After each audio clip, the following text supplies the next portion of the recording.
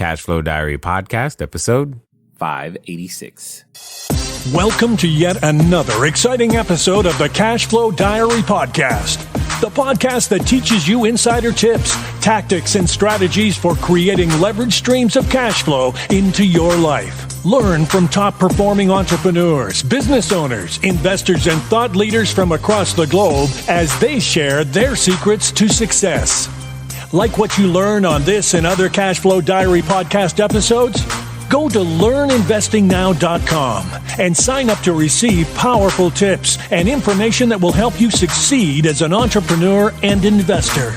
Now, here's your host, investor, entrepreneur, business owner, educator, speaker, author, and master facilitator of Robert Kiyosaki's cash flow game, Jay Massey.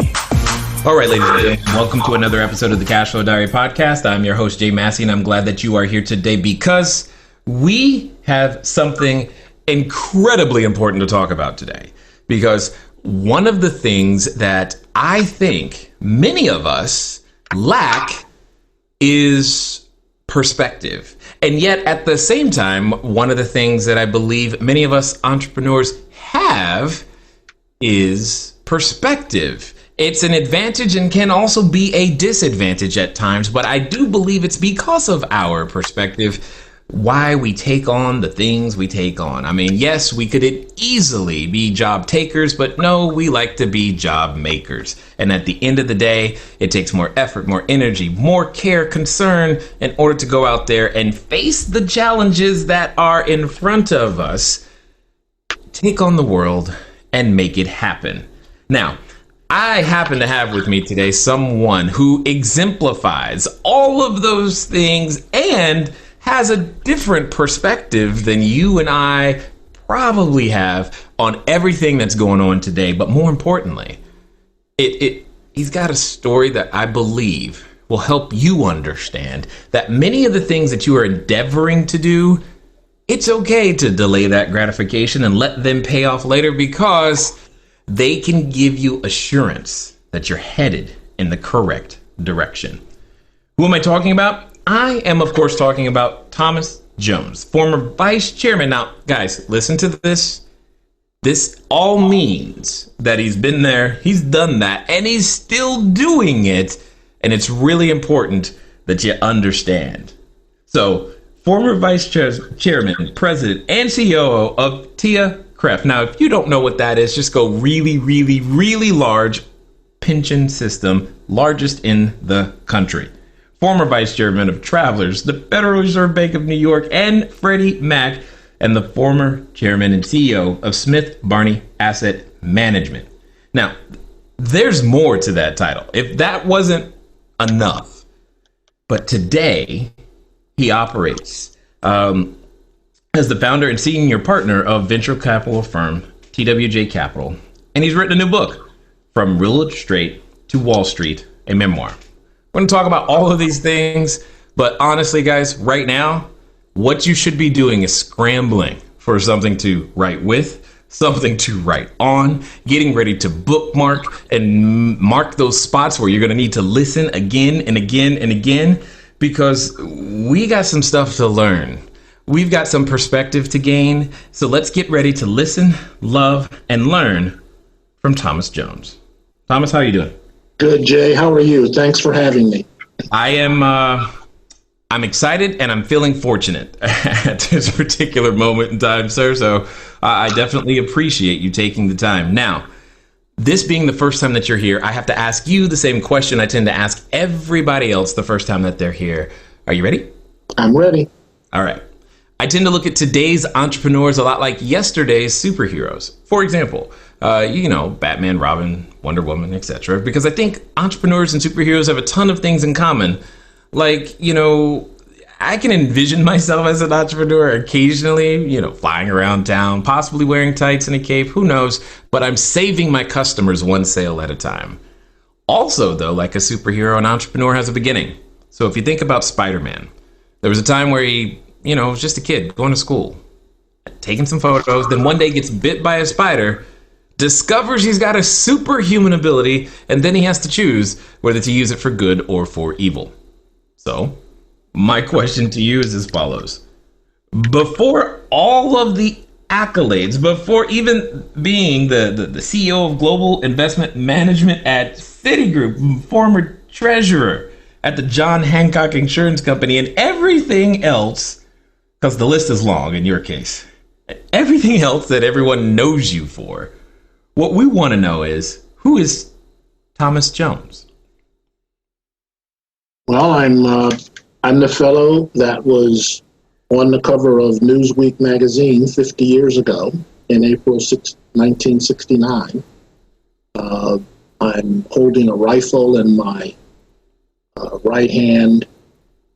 I have a knife in my belt, war club dangling from my belt. My left hand is raised in a Black Power salute. And if you can believe it, that was at Cornell University, at Willard Straight Hall. And you can say, well, how do you come to be in a place like that, a student at Cornell University?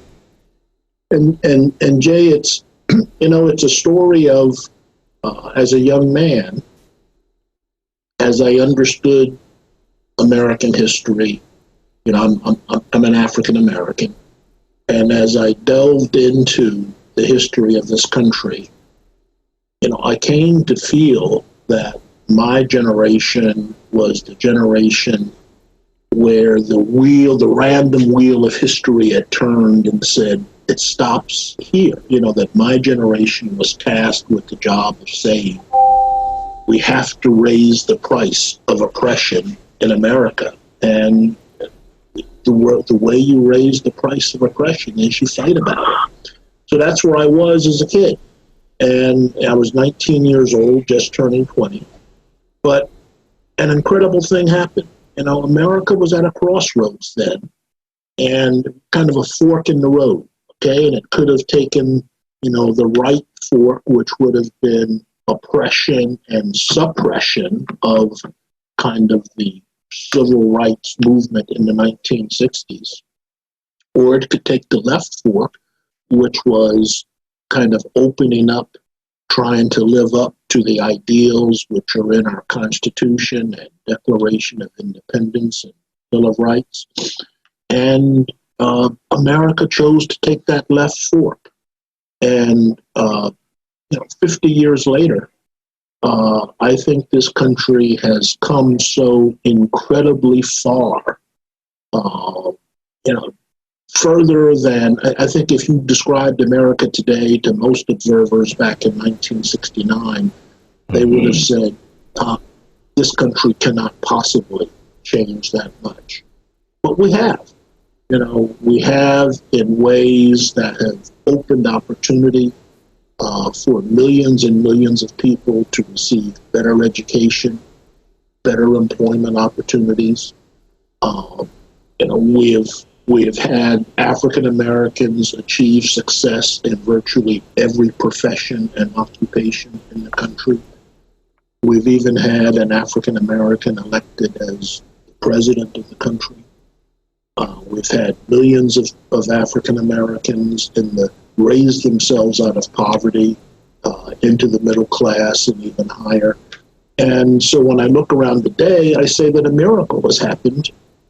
And this country should be proud of that miracle, even as we recognize we're not a perfect society. There's still work to do, but we should be very proud of how far we've come. So I'm the guy who was a kid who was ready to be a frontline fighter. And now, 50 years later, I'm proud of what this country has accomplished and want to speak out to encourage others to also be proud of what we've accomplished. And in a certain way, my life story, the business progress, my business career is a microcosm of the American progress story in the last 50 years. And so that's who I am, and that's the story that my book tells. As many things that were going through my mind. For example, one of the last things you just said was that you were frontline fighter.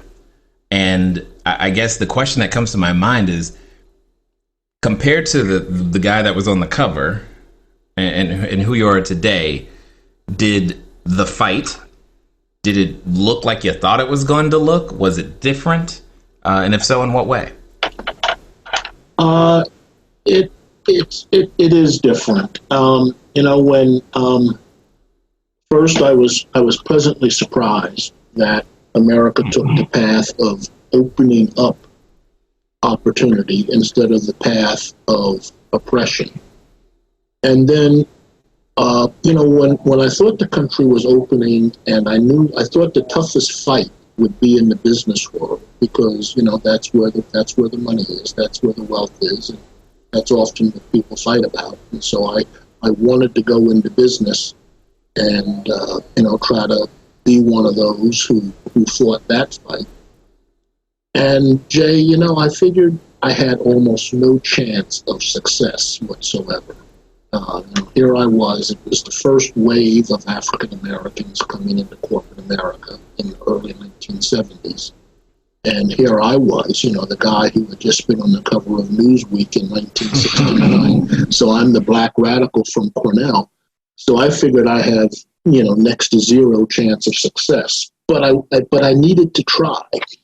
And what I discovered was, I told myself, you've got such a small chance of success that psychologically you can't allow yourself to be dependent on positive reinforcement and praise in the workplace, because you're probably not going to get it. You've got to approach this in a way that you provide your own psychological support. And, as I thought through it, I figured, the only things that you can control are your attitude, your demeanor, the way you carry yourself, and your work effort, okay? And I said to myself, I'm going to have a positive attitude every day. I'm going to carry myself, as professionally as I can. And I'm putting forth a 100% effort every day to do my absolute best at whatever it is that I'm working on. And, and that way, on any given day, if I get fired, I'm going to feel like, well, you did your best. And that's all that any person can possibly do. And I discovered something, Jay. Okay. I discovered that, like most people, I was socialized to think that an A is the best a person can do. We're socialized because, you get an A in school, but an A in school is like 90, 95 on the test, okay? But that's not 100%. That's not 100. And it doesn't sound like a lot. And, the difference between getting 95 on the exam and getting 100 doesn't matter that much on any given exam. And frankly, the difference between 95 and 100 doesn't matter that much on any given work assignment, typically. But if you actually deliver 100% every day, day after day, and week after week, and month after month, there's actually quite a gap between the work effort associated with 100% commitment and the work effort associated with a 90 or 95% commitment. And, it becomes a discernible gap between you and your peers who are competing with you over the course of a year. Over the course of 5 years, it becomes an almost insurmountable gap in terms of the effort and achievement. And I discovered that in corporate America, the guys who are at the top they're kind of like sports coaches. They get to the top not because they do all the work. They get to the top because they build teams of people who get the work done. And so the most successful senior executives are often people that are looking to build teams. They're, in a way, they're almost always scouting for talent. And these guys began to notice me. And without even realizing what was happening, people would show up to see a piece of work that I was doing or a presentation that I was doing. And then they would begin to, they would invite me to lunch and, invite me to coffee. And it would always start with just professional conversations about, the projects, the work, the clients, and so on. And then slowly it would get into a little more personal probing, my family, my background, my outlook on life, and eventually evolved to where people began to pick me up and they became my mentors. And it happened despite race. It happened because they said, this is a guy who's getting the job done, and he puts in an extraordinary effort and he's a really positive attitude, and he really carries himself professionally. So that was a surprise to me.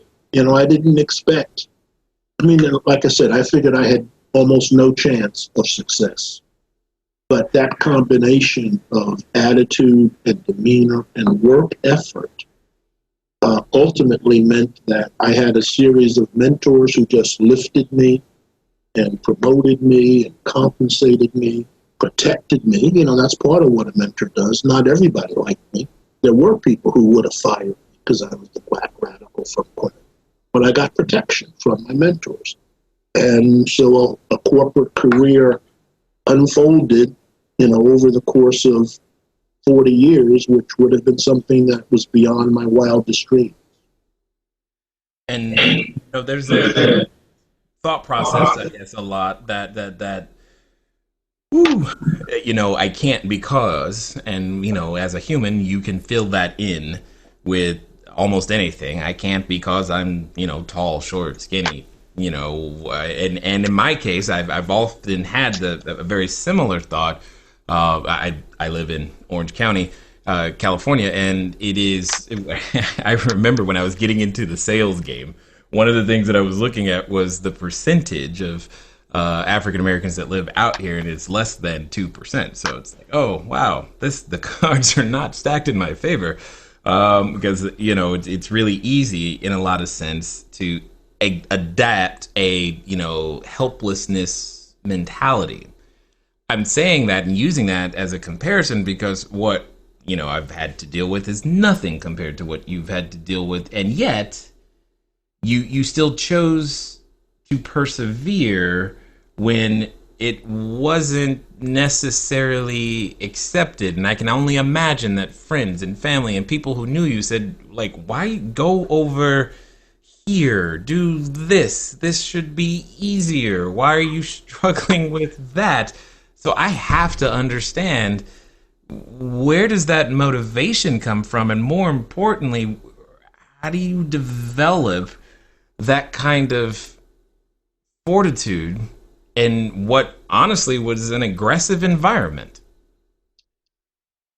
Well, and you're quite right, Jay, in your observation that often it's our own attitudes that are a great barrier to people actually putting forth their best efforts or taking on really tough challenges. It takes a level of belief, self-belief, and self-confidence. It came to me in part because of a childhood event. I was in public schools in New York City, in Queens, the St. Albans, which is in Queens County, New York, one of the suburbs of Manhattan. I was in the public schools at that time in the late 50s. The New York public schools were, middle-class families came to New York public schools because of the quality of the education. I always, as a kid, I had been an avid reader. I was fortunate. My dad was a scientist. He was he had a master's degree in physics from Indiana University. He had started his career as a young black boy in in Charlotte, North Carolina in the early 1900s. Started out with 2 strikes against him. He was dark-skinned and he was heavy-set in a really harshly racist society. He lifted himself, deep faith in God, and deep faith in the power of education. And he lifted himself, first through the church, which was the primary avenue of opportunity for a black man in the early 1900s in the South. But he always believed in science, and because to him science was objective. It didn't matter what color you were. If you were a scientist and could figure out the problems, then it didn't matter what your color was. And so, even as he was a minister, he pursued, as I said, a master's in physics at Indiana University. Passed the licensing exam to become a professional engineer. And then as America began to open up just a little bit, he got more opportunities. And so we happened to be in New York in the 1950s because he had gotten a job at American Bosch Arma Corporation, which was doing the Atlas missile guidance system. And he got that job in 1957 because of the Russian Sputnik. And, the way that launch just galvanized America with fear that the Russians were going to outperform us in space. And so, there was such a sense of urgency that a black guy like my father could get a job. It didn't matter what his color was. It mattered what he knew in his mind. And he got a job as senior engineer on the Atlas missile guidance system at American Bosch Arma Corporation on Long Island in New York. So that's why we were living in St. Albans. I was an avid reader.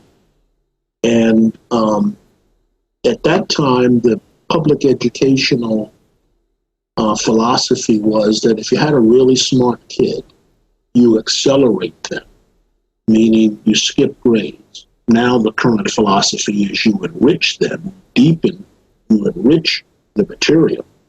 But at that time, the philosophy was you accelerate. And so I skipped in New York public schools, I skipped the 4th grade and the 8th grade. And so by the time, I'm going to high school I'm 12 years old, okay? Mm-hmm. And, kids can be very cruel, Jay. And so, I was a good athlete and all of that, but, the guys that I used to hang with in the playground and, touch football and basketball and all of that, baseball, stickball, there were elements, and, it's a black community. St. Albans was probably the most prosperous black community in New York City. It's where, the stars like, Duke Ellington and James Brown and Count Basie and people like that lived. We weren't on the same block that they were on, but they were in, parts of St. Albans. But kids, the guys in the playground, they started putting me down because I skipped these 2 grades, so now I'm younger than everybody, my peers in school, and it was just like, I can remember it just like it was yesterday in my own mind saying, I'm not going to let these people make me feel bad about myself because I skipped 2 grades, as though I've done something wrong. I'm not, I said, I'm not going to let these people define me in a way that's a negative. I just refuse that. And it became a mindset that, whatever it is, I'm always going to define myself. I will not let others define who I am. And I became a little bit of a loner, a little bit of an outsider. because I had this little chip on my shoulder. You know, if you wanted to be my friend, that was great. But if you were going to put me down because I was younger than you know, everybody else in the class, well, that was fine too. You know, if you wanted to be that, okay with me. If you wanted to be a friend, that was okay with me. I was just going to be myself, you know, try to be friends with people, extend friendship. You know, if people wanted to do the psychological put down, then I just had my own shell. I'm oblivious to it. Nothing you can do that's going to hurt them. And that became the mentality that kind of, you know, that shell, you know, that self-possession was how I then came to feel like, even though I was facing next to impossible odds, I would still give it a try, because it was, you know, it needed to be tried, and I knew I was one of those people that should give it a try, even though I didn't think I would be successful. But I had the psychological framework and self-confidence to do it, and that's key. So then, based upon that, I have to assume that between, you know, having to deal with the SEC and dealing with everything that happened around Citigroup or Citi at the time, I'm assuming that comes into play there as well, to be able to give you the ability to get through the downs, because entrepreneurs today often, it may be way more accepted than it used to be, that things don't always go well. And yet one of the things that, at least that I have learned, that I have to learn to protect is my mental state, especially during those times where things are, what did you say? You said when it feels like you are facing next to impossible odds.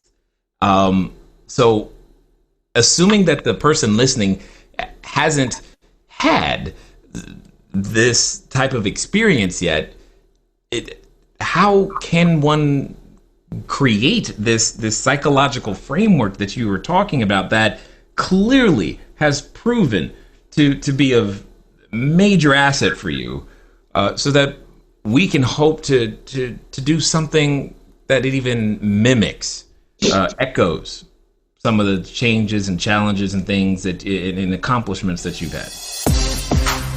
All right, everybody. Thanks for listening, and I'm glad that you are enjoying what you are hearing thus far. But here's one of the things that's really important.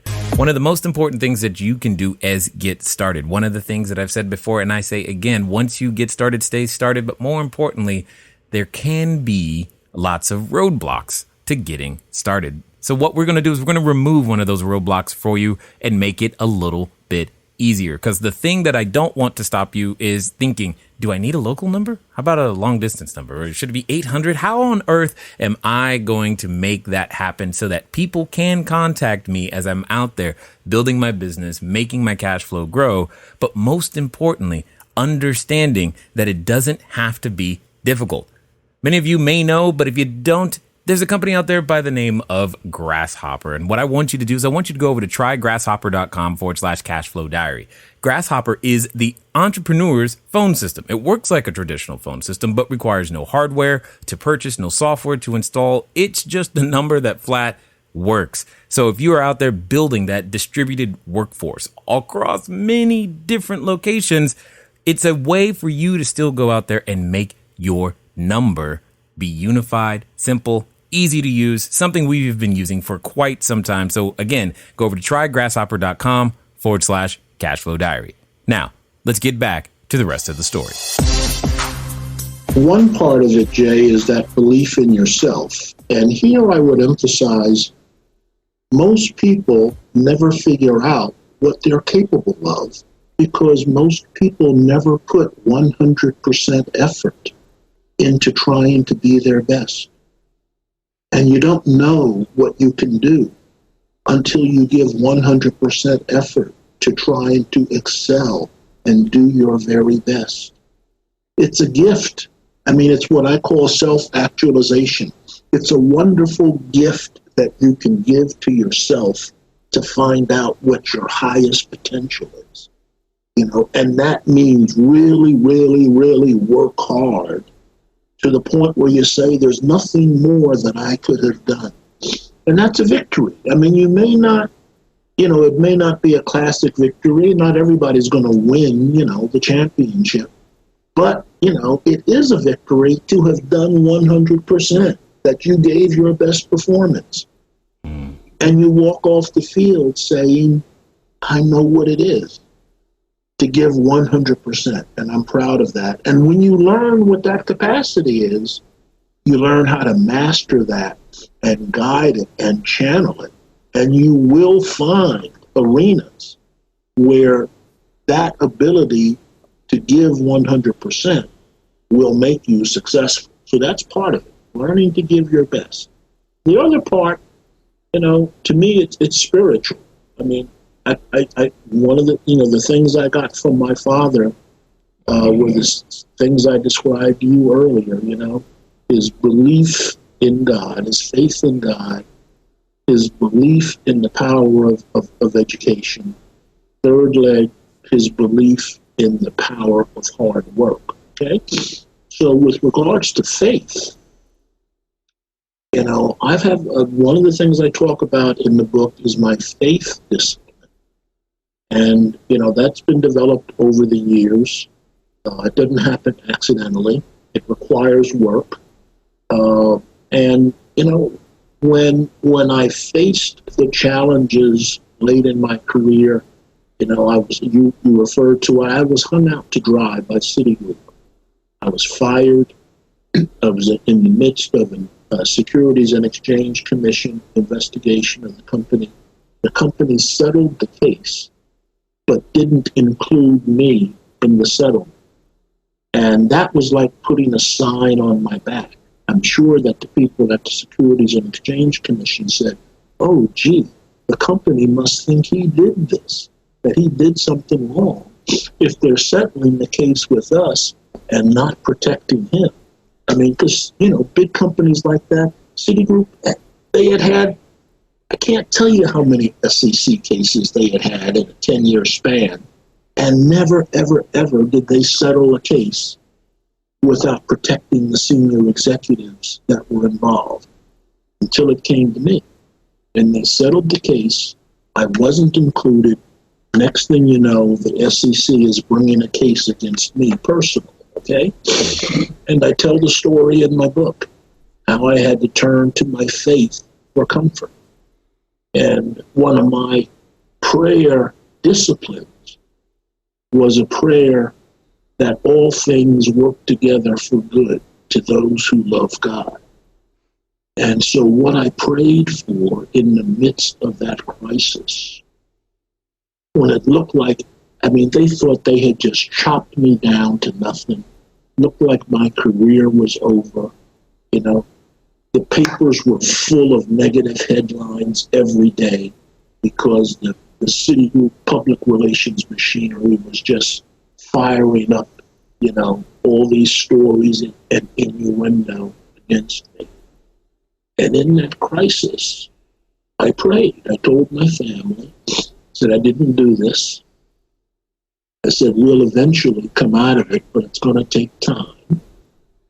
And I said, I need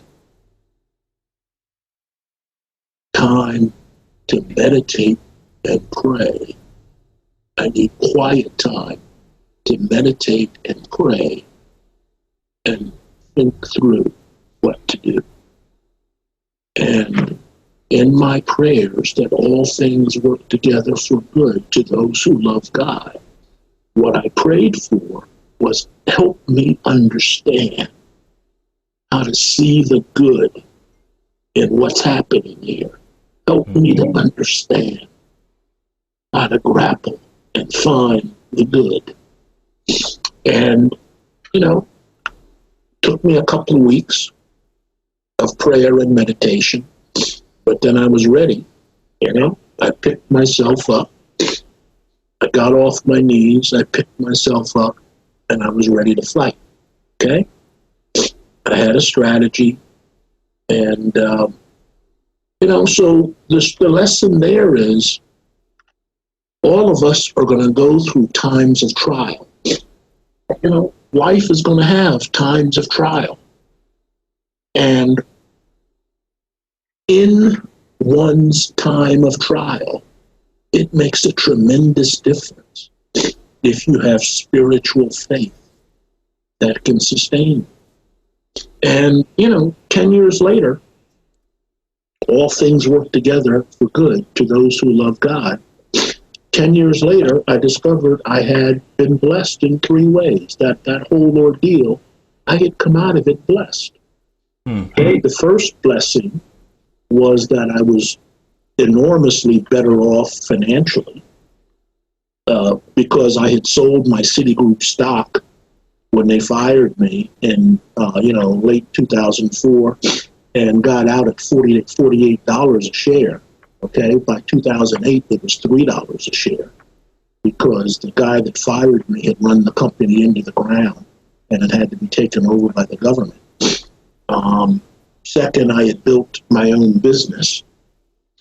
Third, so I was better off, much better off financially. Second, I was better off physically. My physical health was vastly better because, I had been working this 100% effort every day for 40 years, okay? And until I stepped away from it, I didn't fully realize what a cumulative toll it takes. And so I was better off once I started my own business, and that's hard, but it's a different kind of hard. It's not like running all around the world and trying to manage thousands of people and all that. It's a different kind of hard. It's a hard that's all within your own control. And so I was better off physically. My physical health was improved. And third, my spiritual health was improved because the ordeal had strengthened me spiritually. And my family had grown closer together by going through that spiritual ordeal together. And so it turned out, all things work together for good to those who love God. So the lesson is, you prepare yourself by knowing how to give 100% your best effort. Secondly, prepare yourself spiritually for the time of trial that you're going to face in life. We're all going to face it. So here comes then what I would imagine is a question you've been asked many times and seems very obvious to me. After all of that, why keep going? You didn't have to start another business, but you did. You don't have to keep giving, but you do. You didn't have to write the book, but you have. So why? Because that's life, it's at a couple of levels. To me, it's how to make life meaningful. So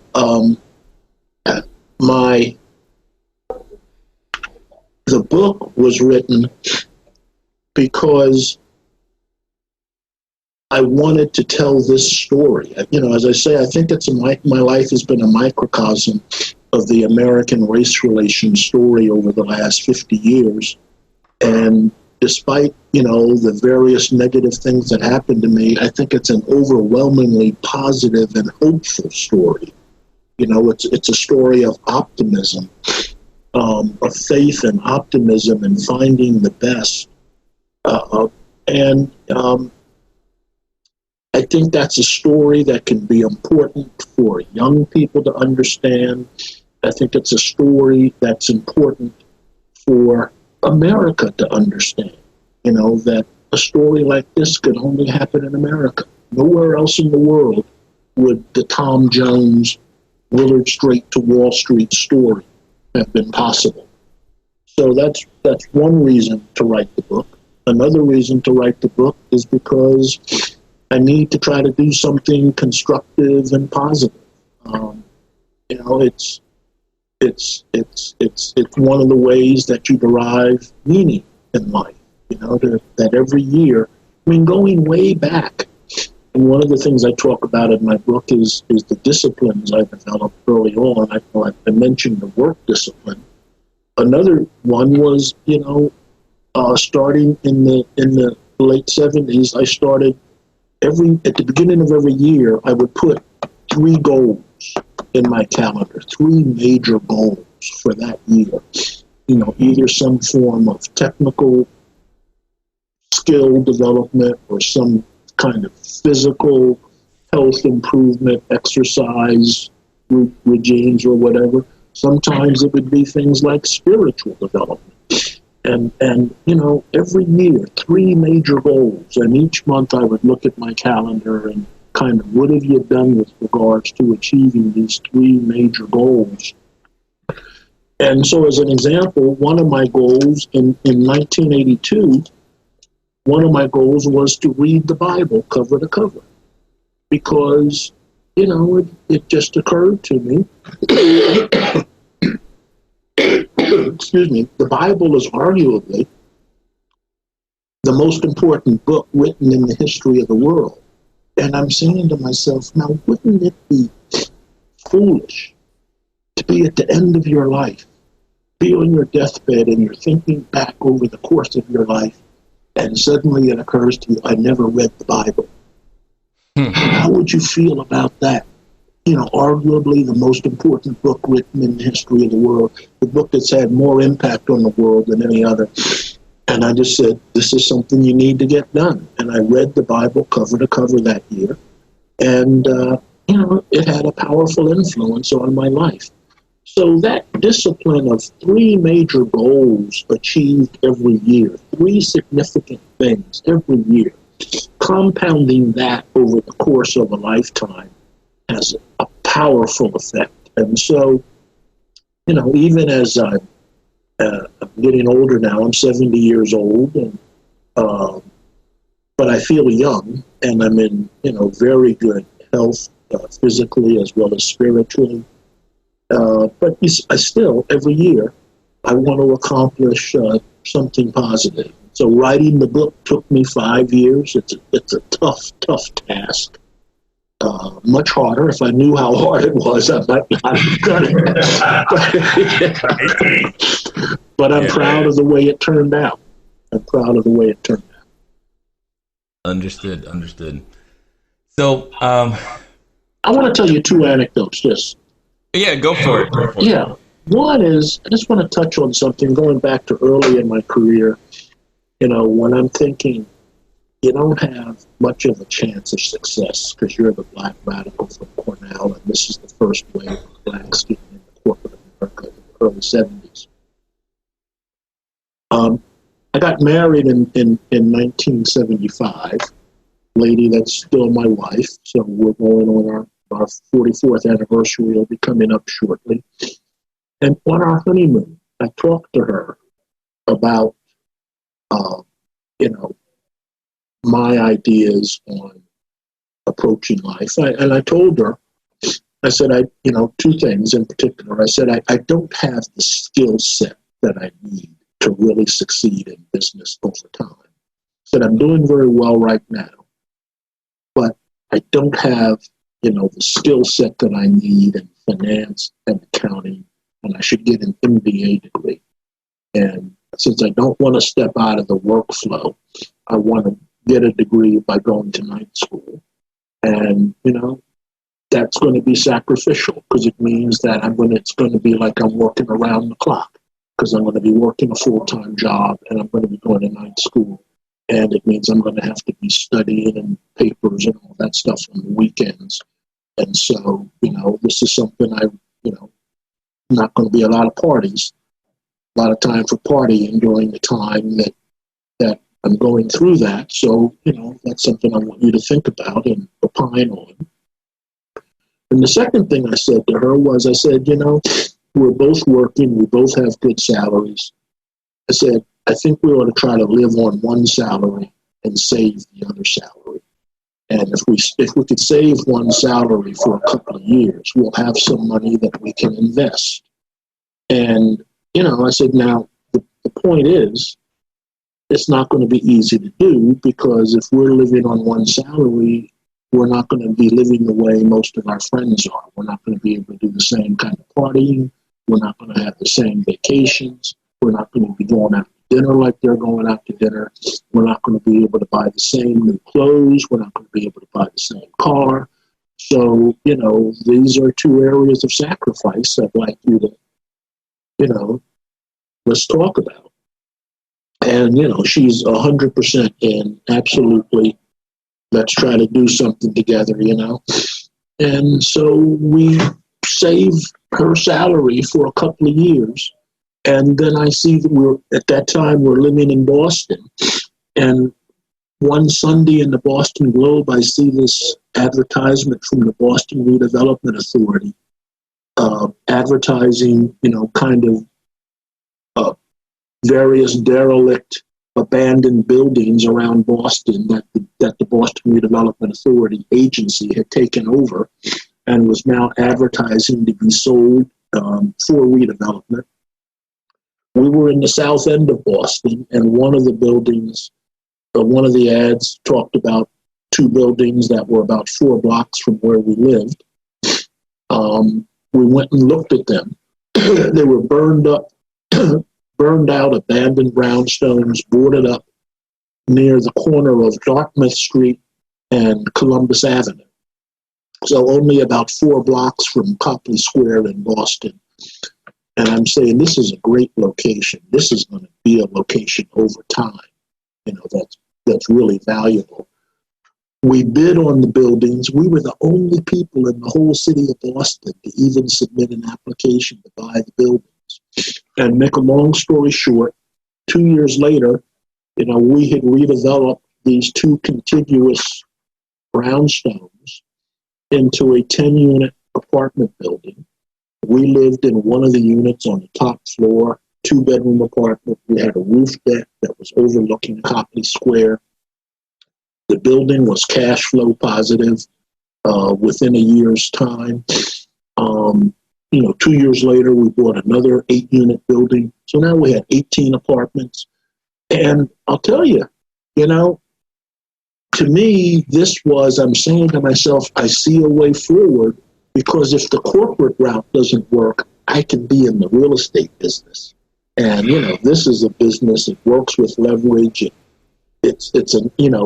You got this mortgage, but then you've got operating cash flow, you've got operating revenue that goes up every year as long as you can raise the rents.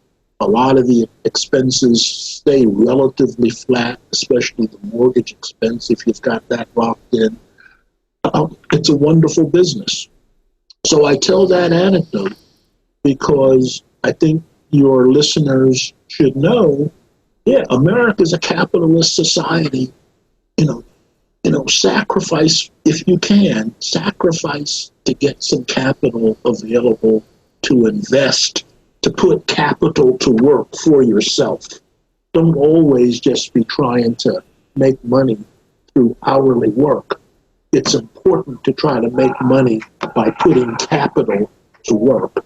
And, that usually requires some sacrifice to accumulate the capital. So, that's one anecdote I wanted to tell. The other anecdote at the other end of my career, when I went into the venture capital business, the investment I'm most proud of is with a company called Floor and Decor Outlets of America. It was started by this brilliant entrepreneur in Georgia, Vincent West, whose family had kind of a home store business in Georgia that had been put out of business by Home Depot.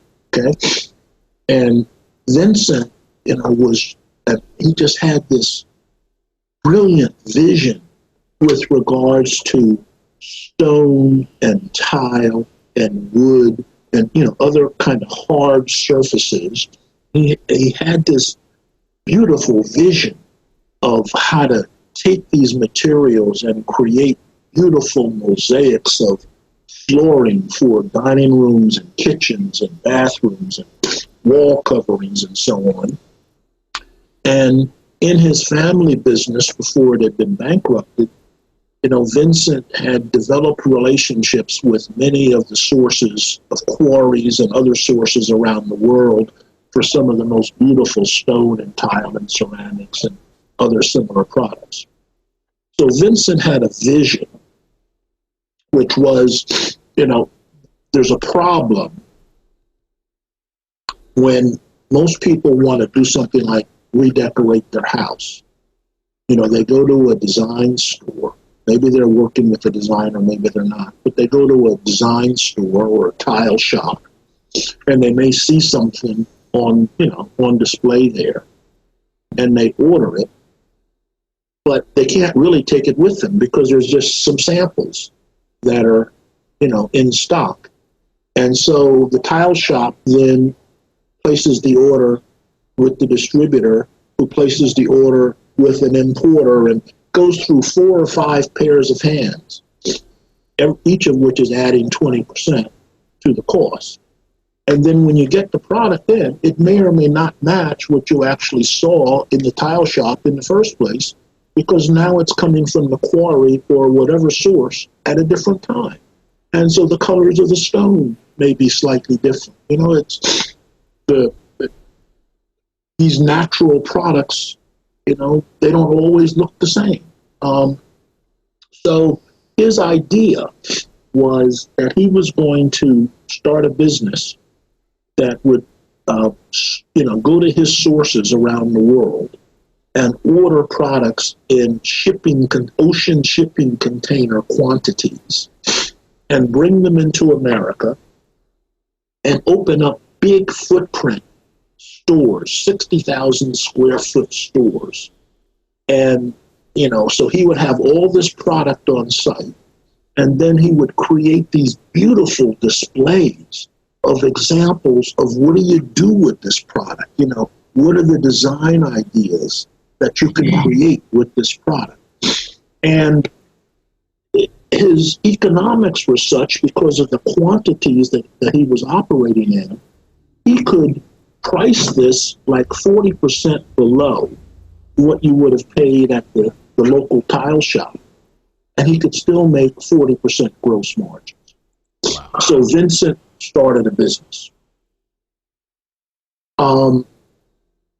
He got up to 9 stores. Some people that I know had invested with him. He got up to 9 stores, and they made a mistake.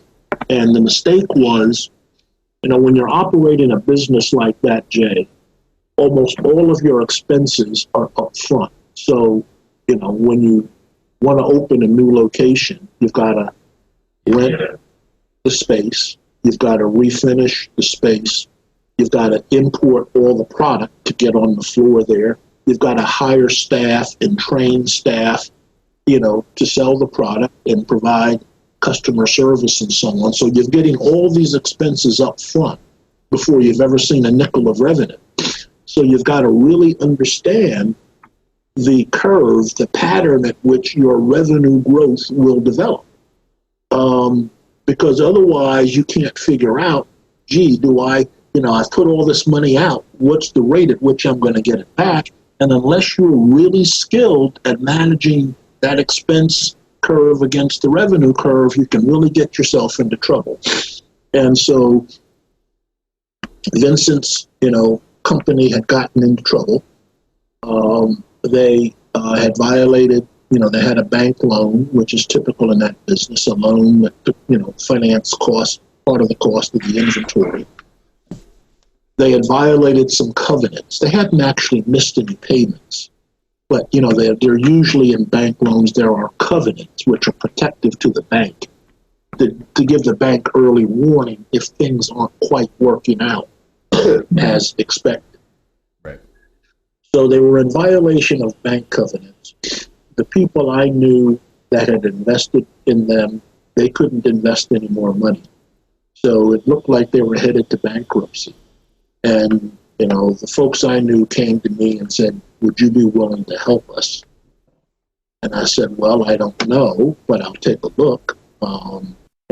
I know I can make speedy decisions, but it doesn't mean I'll help you, but I will investigate, and I'll give you an answer within a 30-day window.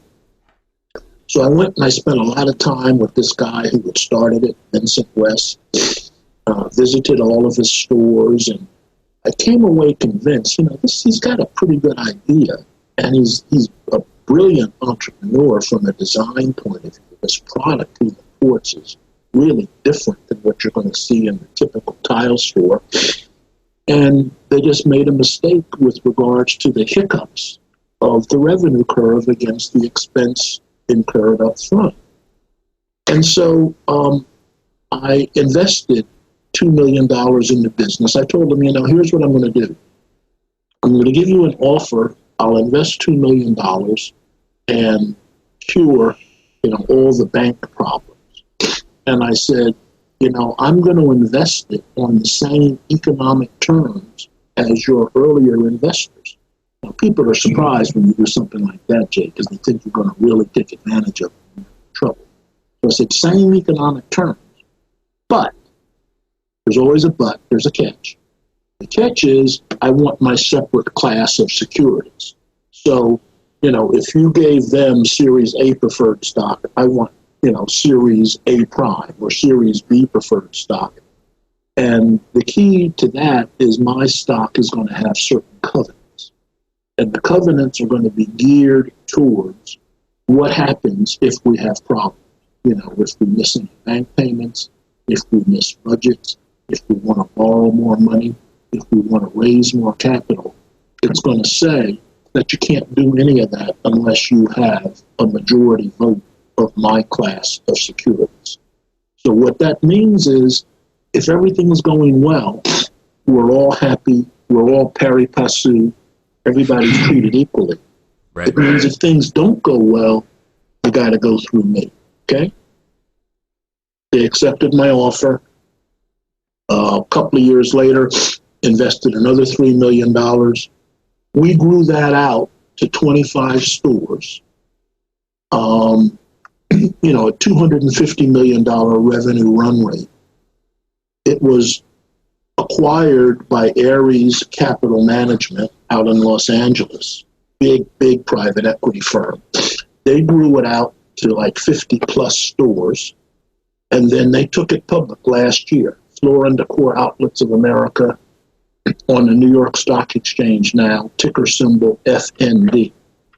But I tell that story because this is, a guy like that, small town kid, country kid in Georgia, the vision and the energy to create this kind of business, this is what makes America really different economically from other countries around the world.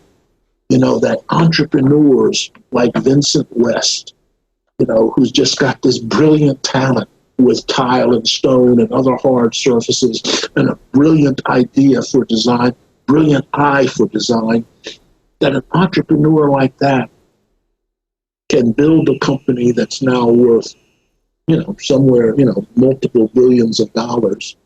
And that not only can he create that, but he can get the financing. He can get connected to people who can help him financially and in other ways. And that kind of, it's what I love about the venture capital world. Working with people like that is just uplifting. And it's what makes America great in the business world, because we create new businesses like that, more so than you see happening in places like Europe and Japan and Russia and China and so on. So anyway, those are just two anecdotes I wanted to share with you. Yeah, there's so much. I'm just, it's great when one of the joys of being, a podcast host, if you will, is being able to run into, sample, experience the world from other individuals' perspective. And that's exactly, clearly what has happened today. And there's just been so much that's been served up here that I tried to warn them at the beginning, you're going to be listening more than once, and you definitely made that the case. Now, for those that have listened this far, and they want to grab, more, what's going to be the best way for them to find out more about what you got going on, or maybe even grab a copy of the book? Well, the book has a Facebook page, From Willard Straight to Wall Street.